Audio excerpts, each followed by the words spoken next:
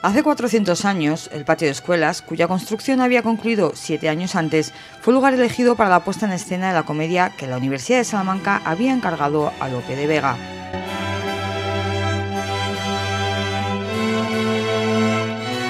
En abril de 1617, el claustro pleno de la Universidad de Salamanca acordó hacer estatuto y juramento de defender la opinión de que la Virgen María fue concebida sin mancha de pecado original, y que tal juramento lo hicieran todos los que se graduasen por esta universidad. Un hecho que fue celebrado con unas fiestas que involucraron a la ciudad entera. Entre las actividades previstas, esta comedia encargada a Lope de Vega. El encargo procede de una institución poderosa en la época y entonces eligen al poeta que mejor pueda representar en ese momento una pieza teatral y tenga la suficiente facilidad y rapidez como para hacerlo, ¿no? Y entonces es un encargo de naturaleza, pues diría, elitista, ¿no? En el sentido de que es una gran institución la que encarga a un gran poeta una pieza, ¿no? Esto ha ocurrido muchas veces en la historia, ¿no? En esta época, la Universidad de Salamanca había comenzado una intensa defensa de la Virgen, insistiendo en su vocación concepcionista. España se suma un poco a la opinión de la Virgen como estructura central de la religiosidad católica, ¿no? Y es un país en donde la monarquía, las instituciones religiosas y las civiles también van a abogar definitivamente por la idea de una Virgen que siempre está presente además en nuestra cultura, en el modo de ser de este país, ¿no? Y de esta península, ¿no? Pero eso no es universal, eso no es... el papado, Roma en concreto, estuvo muy reacia a admitir esta exaltación de la Virgen María, ¿no? Hasta 1854 la Iglesia no admite el dogma de la Inmaculada Concepción, pero en España sí, y se ve representada en numerosas ocasiones. En Salamanca hay varios ejemplos. Está la Inmaculada de Ribera, hay multitud de cuadros que revelan que los artistas y los comitentes de esas obras querían ser inmaculistas en ese sentido y abogaban por una pureza inmaculada, limpieza sin mancha, como dice Lope de Vega, frente a una opinión, digamos, ilustrada, amparada un poco en los evangelios, que pensaba que era muy difícil que la Virgen estuviera concebida, o fuera la única persona de toda la humanidad que ha sido concebida sin pecado original, aparte de Cristo, naturalmente, ¿no? A finales del siglo XVIII, la universidad encargó al pintor milanés Francesco Caccianiga este cuadro que preside la capilla de San Jerónimo y en el que se puede ver el momento del juramento. Mucho antes, la ciudad de Salamanca se había convertido ya en un foco inmaculista. La vida del antiguo régimen es una lucha entre todas las instituciones, entre todos los elementos de poder, toda la gente está enfrentada, ¿no? Y esta polémica de la Inmaculada Concepción es una cuestión también que se lleva incluso a las ciudades, ¿no? Hay ciudades como Sevilla, por ejemplo, que es tremendamente inmaculista, ¿no? Habrá otras en España que no lo sean, ¿no? Y dependerá de los poderes que en ese momento están rigiendo, si son inmaculistas, si no lo son, si están en contra del dogma, están a favor del dogma, etcétera, ¿no? Esto se vive como una verdadera pelea y como una verdadera lucha teológico-política, ¿no? Quizá el término que emplean los historiadores para la época sea el de teopolítica. La teología nunca se da sin política y la política nunca se da sin teología, ¿no? Hay una cuestión territorial. Salamanca lucha desde siempre contra otros modelos de capitales, Madrid, por ejemplo, Sevilla, ¿no? Valencia.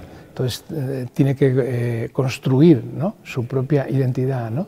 Y lo construye a base de espectáculos, a base de teatro, a base de fiestas, a base de protocolos y a base de magnificencia. El libro, editado de nuevo por la Universidad de Salamanca, fue presentado el pasado 30 de octubre, coincidiendo con el 400 aniversario del estreno de la obra de Lope de Vega. La oficina del octavo centenario ha reproducido tal cual el libro, no el original del escritor, sino el que imprimió Gráficas Cervantes en 1972. Es decir, que hay tres dimensiones que queremos o que han pretendido celebrar editando este libro, ¿no? Primero la del 8º centenario, luego la confluencia de fechas de 1618, que este momento inmaculista, esa obra de Lope de Vega, finalmente 1972, un momento complejo en donde un librero de Salamanca visualiza e identifica esta obra y la reproduce y la edita, ¿no? Y este es un poco el mensaje que queremos dar, ¿no?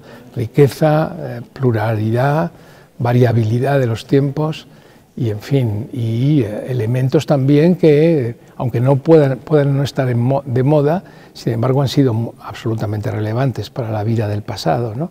Y por lo tanto tenemos que tener un cierto respeto y un cierto conocimiento hacia ellos, como es toda la cuestión inmaculista, toda la Inmaculada Concepción, que al presente está un poco desvaída, digámoslo así.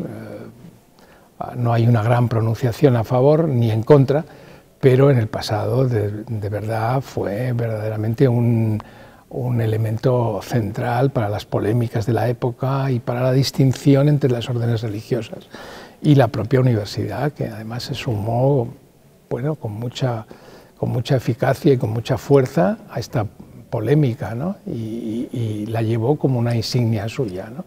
La Inmaculada es desde entonces, bueno, una seña de identidad de la propia universidad. No recuerdo ahora mismo en qué fecha fue elevada como patrona también de la universidad, ¿no? La propia Virgen, ¿no? Por lo tanto, hay una tradición inmaculista oculta, una vena oculta, que es lo que la edición ha querido también un poco sacar a la luz, ¿no? Entre las particularidades de la Universidad de Salamanca se encuentra su carácter ceremonioso. Sí, claro, esta es la universidad que además tiene que seguir como modelo todos los protocolos.